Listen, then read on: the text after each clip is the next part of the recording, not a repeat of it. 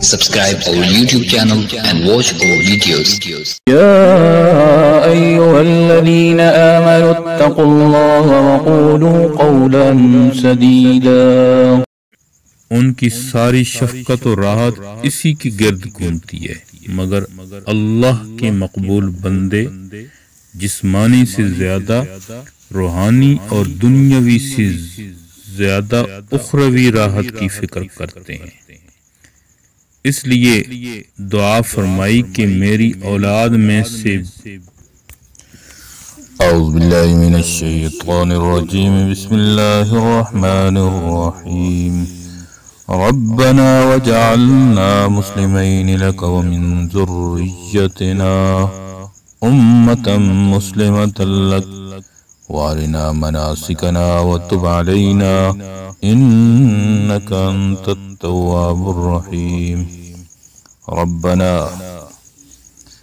اے ہمارے رب، وجعلنا، اور ہمیں بنا، مسلمین، فرما بردار، لکا، اپنا، ومن ذریتنا، اور ہماری اولاد سے بھی، امتن، اور ہماری اولاد سے امتن ایک جماعت ہو، امت ہو، مسلمۃ لک، فرما بردار، اپنا، وارنا، اور ہمیں دکھا، مناسکنا، حج کے طریقے، وتب، اور رجوع کر ہم پر، یعنی کہ ہماری توبہ قبول فرما، ہماری، انکا، بے شک تو، انت، تو، بے شک تو ہی تو ہے، تواب، توبہ قبول کرنے والا، الرحیم، رحم کرنے والا۔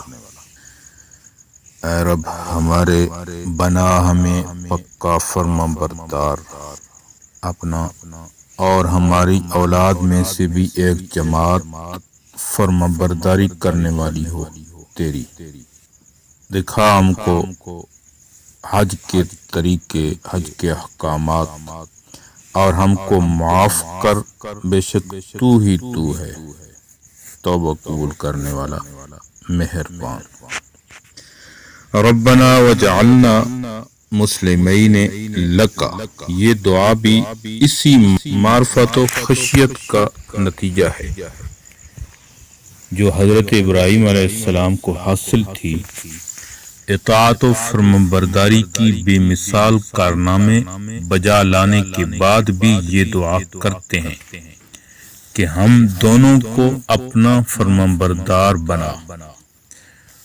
وجہ یہ ہے کہ جتنی کسی کو حق تعالی کی معرفت بڑھتی جاتی ہے، اتنا ہی اس کا یہ احساس بڑھتا جاتا ہے کہ ہم حق کے فرمانبرداری اور حق کے وفاداری پورا نہیں ادا کر رہے۔ ومن ذریتنا، اس دعا میں بھی اپنی اولاد کو شریک فرمایا۔ اس سے معلوم ہوتا ہے کہ اللہ والے جو اللہ کی راہ میں اپنی جان اور اولاد کی قربانی پیش کرنے سے بھی دریغ نہیں کرتے، ان کو اپنی اولاد سے کس قدر محبت ہوتی ہے، مگر اس محبت کے صحیح تقاضوں کو پورا کرتے ہیں۔ جہاں تک عوام کی رسائی نہیں، عوام تو اولاد کی صرف جسمانی صحت و راحت کو جانتے ہیں، ان کی ساری شفقت و راحت اسی کی گرد گھومتی ہے، مگر اللہ کے مقبول بندے جسمانی سے زیادہ روحانی اور دنیاوی سے زیادہ اخروی راحت کی فکر کرتے ہیں۔ اس لیے دعا فرمائی کہ میری اولاد میں سے ایک جماعت کو پورا فرمانبردار بنا دی، کہ میری اولاد میں سے ایک جماعت کو پورا فرمانبردار بنا دے۔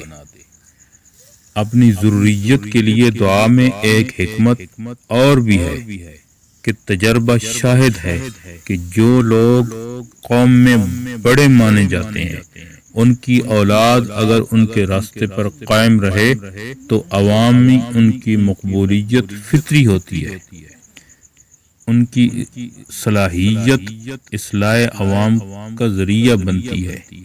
حضرت ابراہیم علیہ السلام کی یہ دعا بھی قبول ہوئی کہ آپ کی ذریت میں ہمیشہ ایسے لوگ موجود رہے ہیں جو دین حق پر قائم اور اللہ کے فرمانبردار بندے تھے۔ جاہلیت عرب میں جبکہ پوری دنیا کو خصوصاً عرب کو شرک و بت پرستی نے گھیر لیا تھا، اس وقت اولاد ابراہیم میں ہمیشہ کچھ لوگ عقیدہ توحید و آخرت کے سچے معتقد اور اطاعت شعار رہے ہیں، جیسے اہل جاہلیت میں زید بن عمرو بن نفیل اور قیس بن سعدہ تھے۔